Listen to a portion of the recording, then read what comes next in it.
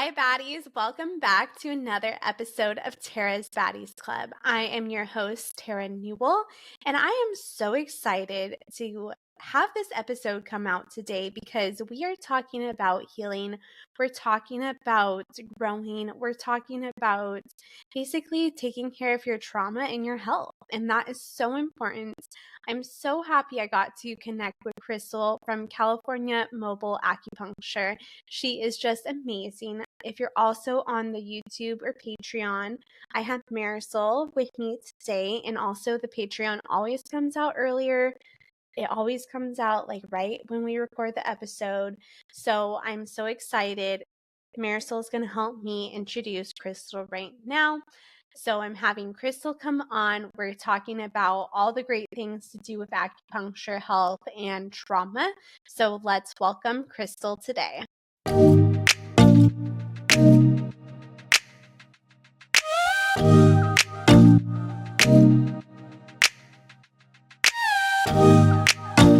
All right. Welcome, Crystal. Thank you so much for joining me today in your house. Absolutely. No, I'm happy to be here and I'm happy to join you. Thank you. So I'm so excited that you came into my life and so thankful because I've actually wanted to do acupuncture, but more so for healing my uterus and stuff. And I didn't know that it could help so much with PTSD.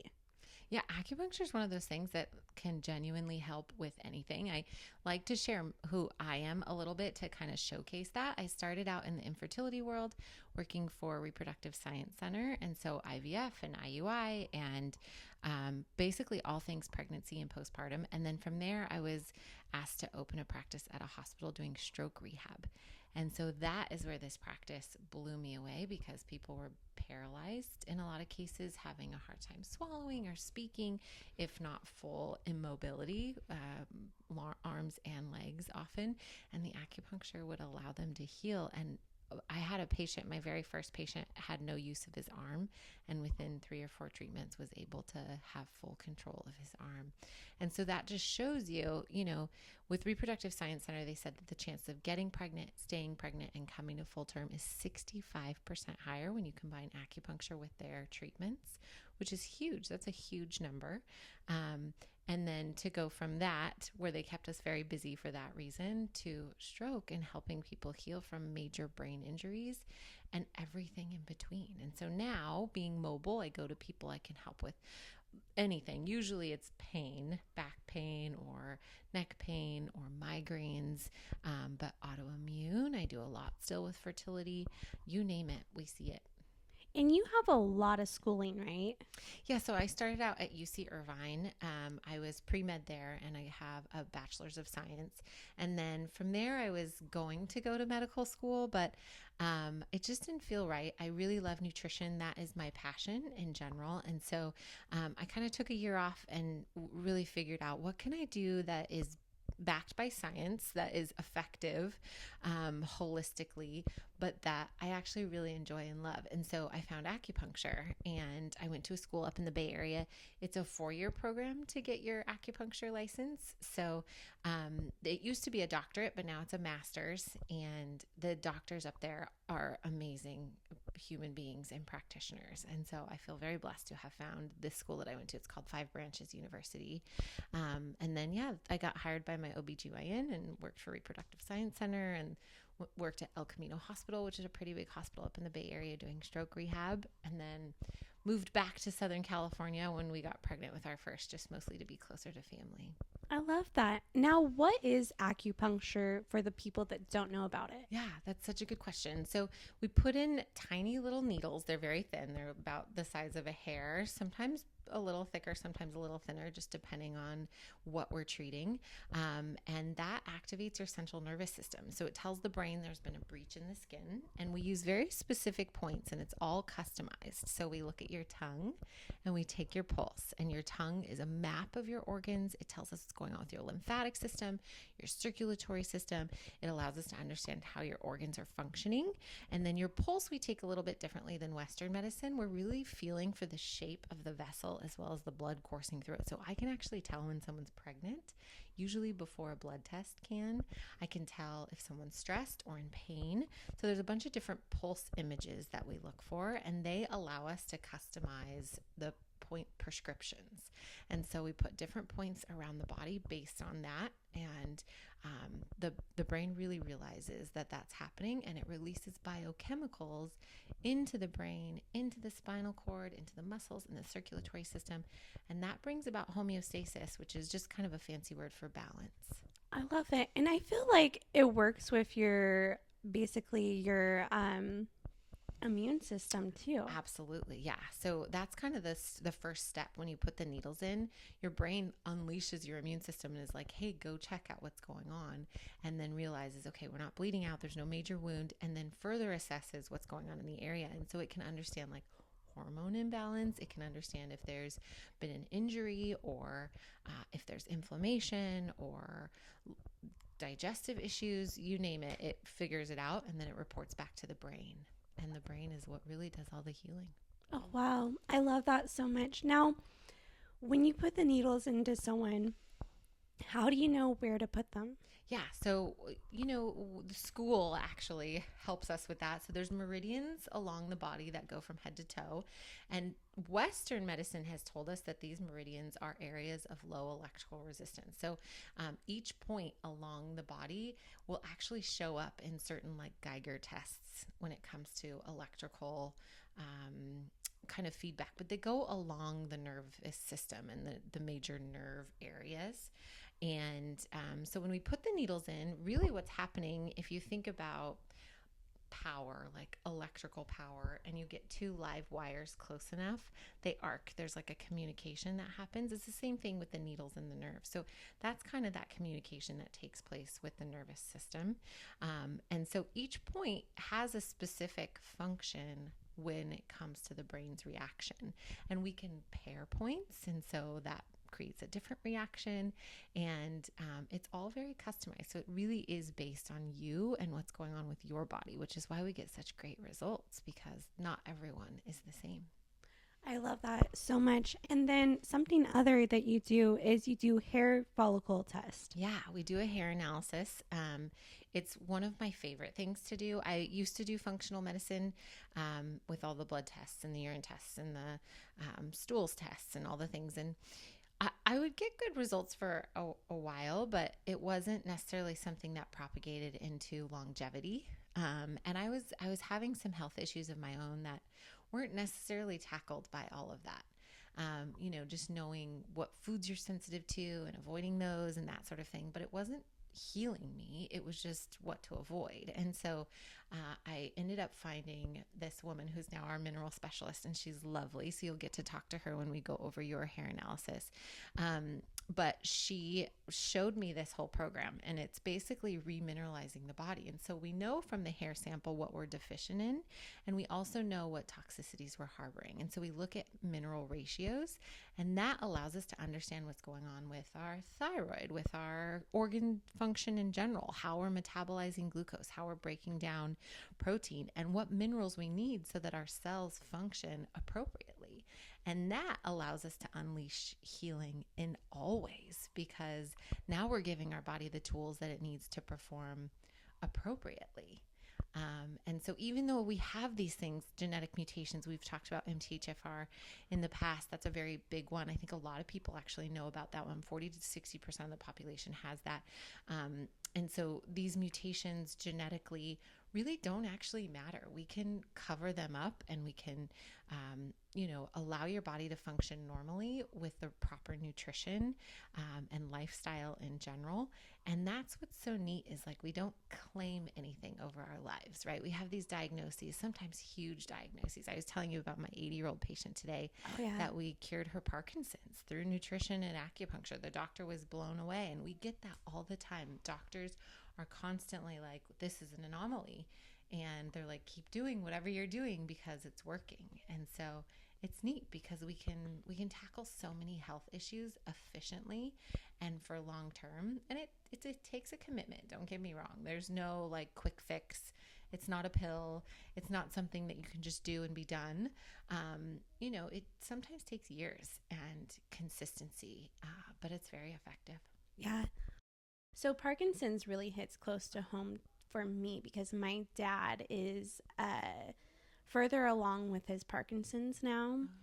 And like when you see someone kind of deteriorate in front of you, it is the worst thing that you can ever see. And you want to do so much for them to help them. If someone is struggling to accept and come to Eastern medicine or acupuncture, what would you say to them? Gosh, that's such a good question. We do complimentary consultations all the time, and we get people who are very skeptical. Interestingly enough, we have quite a few doctors in the area that refer patients to us. So we have like a neurologist at a Hoag. We've got cosmetic dentists. We have cosmetic surgeons. We have pain management doctors, like you name it. We've got just a handful of doctors that really believe in what we do and are great when it comes to understanding conservative pain management and drugs, and just having something else to help the patient in this time of need when they've been diagnosed with something big like Parkinson's. And so typically I will explain how it works similarly to what I just said. But also, with nutrition, we really can have a big impact, especially with the neurodegenerative diseases like Parkinson's.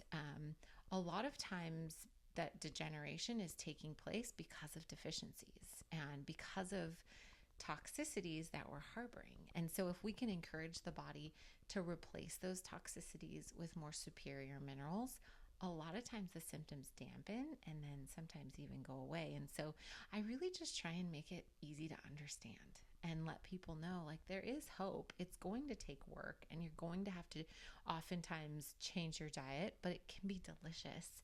And so that's part of the other thing that I do. We just did a food prep demo with you just to kind of bring you through it here in my home. And so that's a big part of the hair analysis for me, is that I like to go grocery shopping. I bring groceries to my patients. I show them how to prepare it so that it's more bioavailable, but it's also delicious.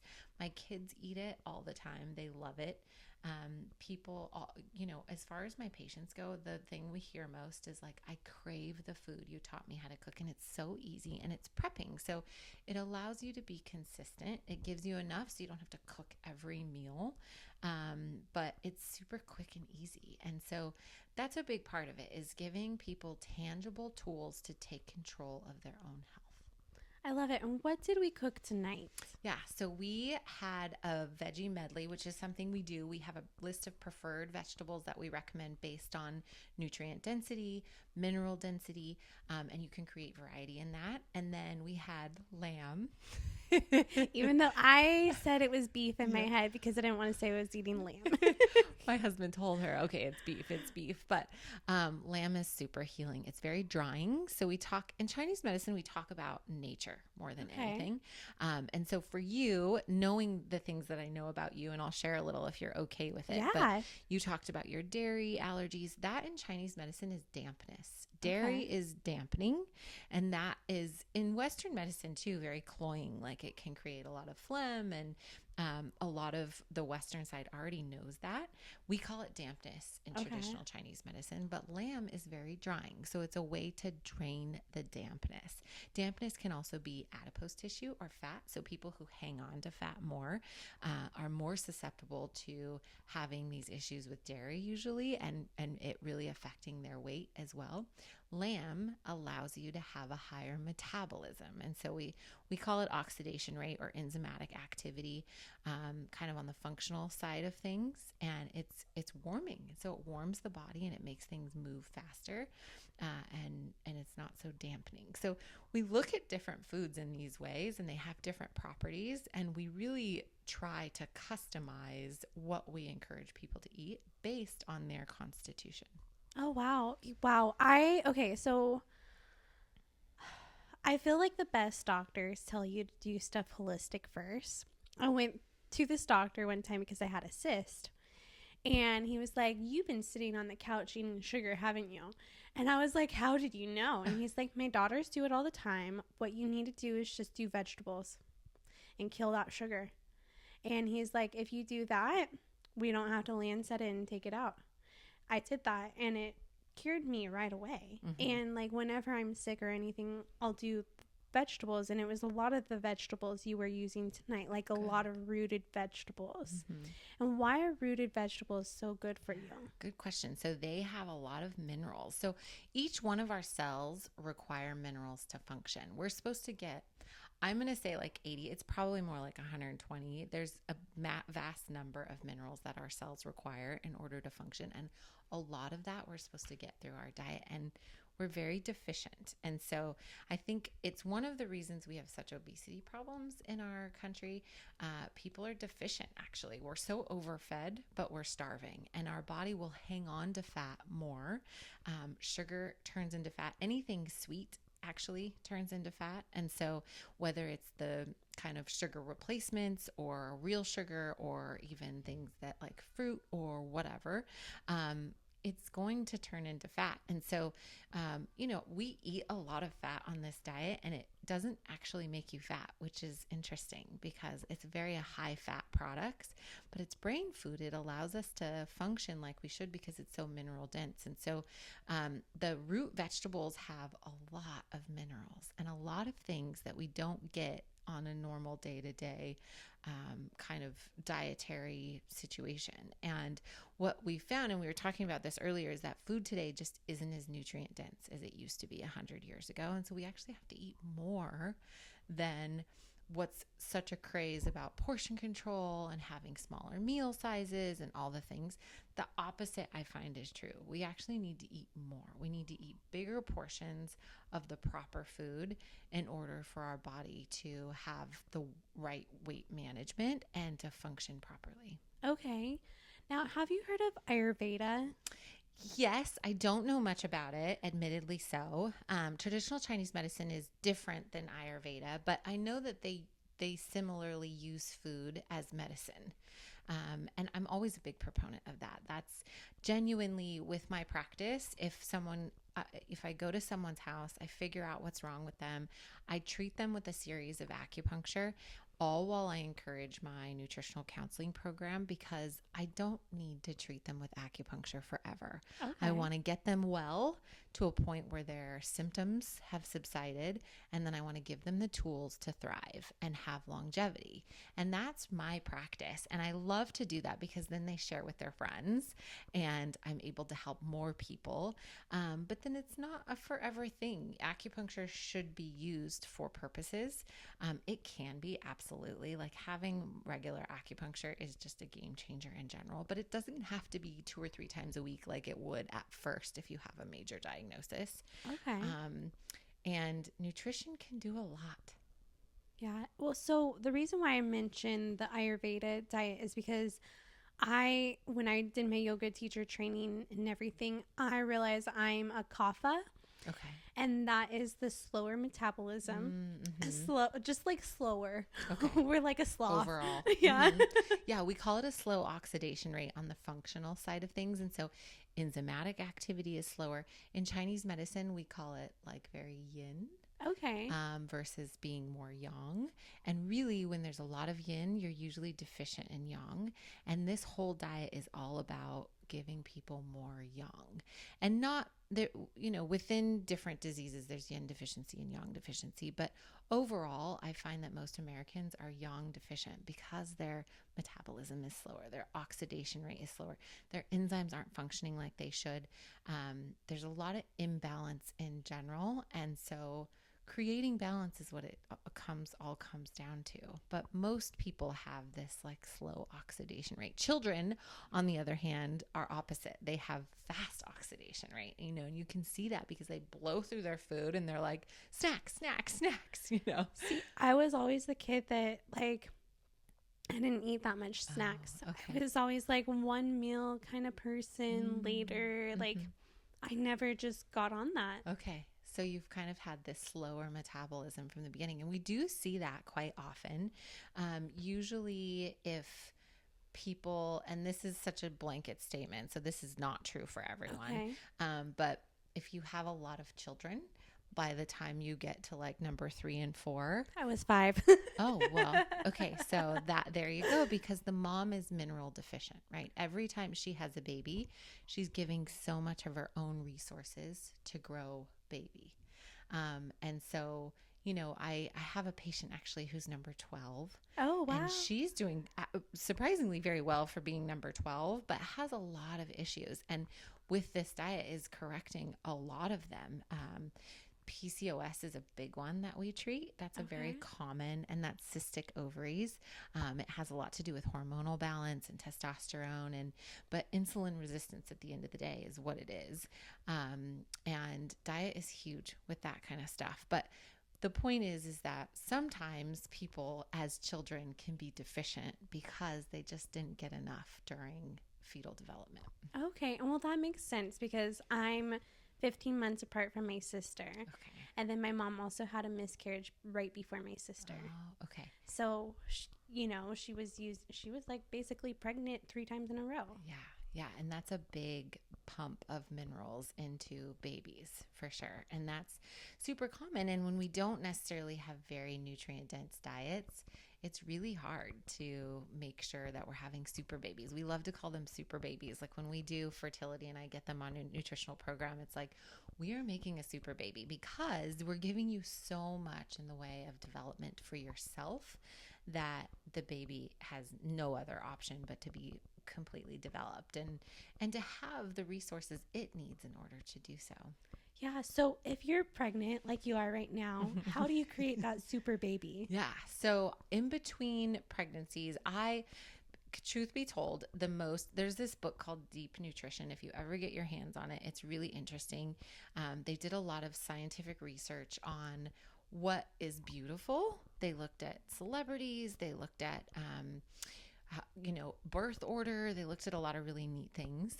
But they found that the most ideal amount of time in between having babies is 4 years. And that's a long time, especially when you start late, which I think a majority of the generation is doing right now. I am going to be 40 this year. This is my 4th baby.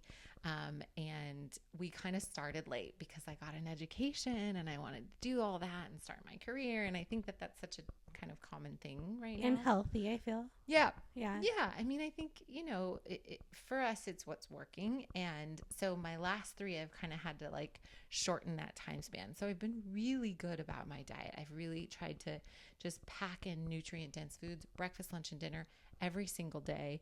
I don't eat sugar. Once in a while, I'll have some berries. Sugar is just not amazing. It's just not an amazing thing for mental, emotional, physical, spiritual, like you name it. It's just not a great thing to be consuming all the time. It really ages you much faster. And it makes it harder to want the foods that are nutrient dense.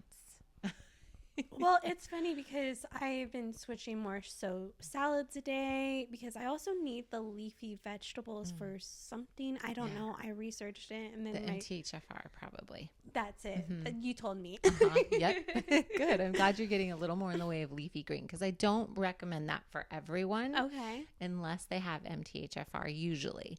And then I'll say at least get a cup in a day. Okay. But salads are really hard to digest. So what I would prefer you to do is like get some chard or something that you could cook and have it be warm and cooked. Salads are cold and raw. And so when we talk about enzymatic function, especially for someone like you, now that we know you have this slower oxidation rate, when you throw in cold raw food, your enzymes actually stop working until your body can warm up your stomach organ because they work at a certain temperature. And then they'll get back to work and start breaking down food. But by then, that salad's been sitting in your stomach for how long? And it's rotting, and it's probably not very nutrient dense at that point anyway, definitely not fresh. And so to get your leafy greens in, I would prefer you to cook it a little bit better. But you have made so many changes, it seems like, since we've started working together when it comes to sugar and that sort of thing. Yeah, well, it's funny because like a couple of different things, like the Ayurveda, the Kapha, you're supposed to cook more. You're supposed to cook your vegetables more so. And that's supposed to help with like my type a little bit more. Yeah, it makes a lot of sense. But then the other day at work, because I baked the cookies, I was like, oh, wait, it smells so good. I want one. I took a bite and then I was like, I don't want this. Good. And I like ripped the cookie in half and then I gave it to the other employee because I Uh-huh. was just like, yeah, I don't even want this in my mouth right now. Good for you. You get to a point where, if you get clean enough when it comes to that sugar, um, it doesn't make you feel good, number Yeah. one, but also it's not as enjoyable. And so getting people on this very nutrient dense diet, they actually crave the vegetables, which is what the good bacteria in your body will convince your brain of. And that's really how it works, is like if you're eating a ton of sugar, it's taking over your life and it's controlling your brain, and that's a scientific thing. They know that if you have a lot of really bad sugars, you're not really in control as if you would be if you were eating good food. Well, I also get this thing in my mouth where I feel like it produces more saliva when I have sugar. And that's the dampness, right? We talk about dampness. Yeah. That's such a common, like people who drool at night, that's a very damp symptom.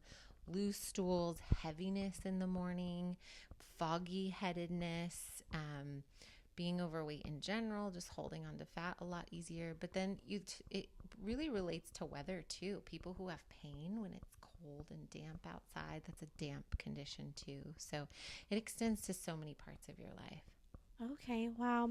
Well, I feel like we are coming up on some time, but what are 5 things you would recommend someone to do to start building their health today? Gosh, honestly, I think cutting sugar is a big one. Cooking food, eating cooked foods, stop eating out. That's such a hard one, I know, and these are kind of all one thing, is like just eat better. Um, Good quality protein, organic, grass fed beef. I'm a big proponent of red meat. I think it's essential for almost everyone, unless you've had cancer, and then it's kind of a different situation. Yeah. But that's the big thing. Good quality protein, a lot of nutrient dense vegetables, cooked, of course, and then very little in the way of grains. Okay. And then eating organic is a really big deal. Um, I think for a lot of people, things that are tangible would be like just walking 30 minutes a day, stretching, making sure you're getting enough water. That's a big one. That's really hard for people to do. I always tell people just cut your weight in half and drink that many ounces. And if you make it there, add 20%. Because then you're really hydrating, and then so much is going well for you as far as natural detoxification and just making sure that your cells are functioning the way they should. So was I listed a bunch, but I'm obviously a big proponent of acupuncture. That is something that can really balance the system. For people at home that maybe can't necessarily afford acupuncture, I will say try and budget it in because it's so worth it. But we were talking about foot massages today. I was going to show you how to do that. Don't let me forget. Like you can do your own foot massages every night, and it really balances the body. You can start it at your toes and just work your way down. It's a micro kind of cosm, if you will, of your whole body. So you can just tackle the whole foot and really get good results when it comes to health overall, especially if you're consistent. And then, sunlight in the morning is good, and being around happy people. I think people that make you feel good. If you're around people that are hard or have their own kind of traumas that are impacting your own ability to live life in a good way, as hard as it can be, just separate yourself, because that will leave such a lasting mark on your life if you don't. Yeah. Yes. So true, especially with the trauma. Yeah.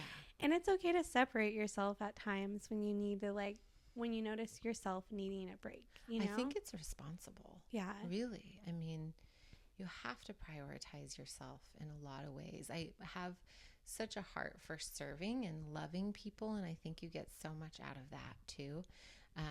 But at times it's good just to do you, like be in your own space and do the things that make you happy, essentially. Yeah. Like today was one of my days where I honestly felt like I didn't want to go anywhere, anything, but I was like, okay, I'm coming here she's a safe place. She's a safe person. And, I think seeing the kids, and it did, like, it boosted me up because they're just such joyous children. Thank you. And they're so happy at the table, and they're just like giggling and stuff. And, Yeah, they're amazing. They really are. You're welcome anytime. Thanks. Yeah, of course. Well, thank you so much for joining me. We'll get into the Patreon portion where we ask some more questions.